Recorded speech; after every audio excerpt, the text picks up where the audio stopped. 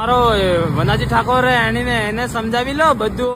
તો મિત્રો જ્યારથી સોંગ આવ્યું છે માર્કેટમાં ત્યારથી ધૂમ તો મચી ગઈ છે, પરંતુ આ સોંગની પાછળ ઘણા બધા એવા વિવાદો ઊભા થઈ રહ્યા છે।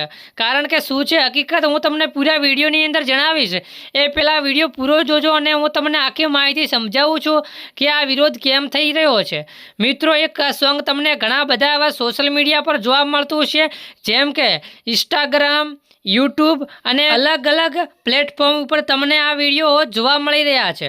પરંતુ મિત્રો આ વિડીયોની પાછળ ઘણા બધા એવા વિવાદો ઊભા થઈ રહ્યા છે। તમે છેલ્લા 1-2 દિવસથી જોતા હશો તો કે ઘણા બધા સમાજના અલગ અલગ પ્રકારના વિવાદોના વિડીયો સામે આવી રહ્યા છે।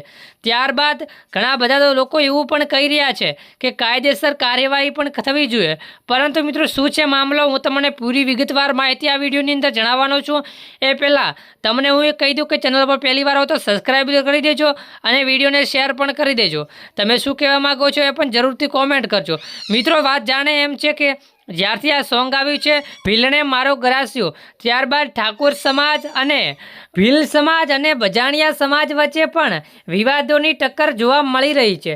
શું મિત્રો આ એક સોંગના કારણે મિત્રો થઈ રહ્યું છે? તો મિત્રો આ સોંગ બનાવેલ છે AI દ્વારા અને મિત્રો જ્યારથી આ સોંગ બન્યું છે ત્યારથી ઘણા લોકોને ખોટું લાગી રહ્યું છે। તો મિત્રો આ સોંગનું કારણ છે કે એમની અંદર જે શબ્દો વાપરેલા છે એ અમને યોગ્ય નથી લાગતા। પરંતુ મિત્રો ઘણા બધા લોકોનું એવું પણ કહેવામાં આવેલ છે કે આ સોંગ વર્ષો પહેલાં પણ ગવાયેલું છે અને આ સોંગ આજે તો AI દ્વારા બનાવેલું છે। ત્યારબાદ એ સોંગ તો ઘણા બધા કલાકારોએ પણ માર્કેટમાં જાહેરાત તરીકે ગાયું હતું, ત્યારે ઘણો આ સોંગનો વિરોધ કર્યો નથી।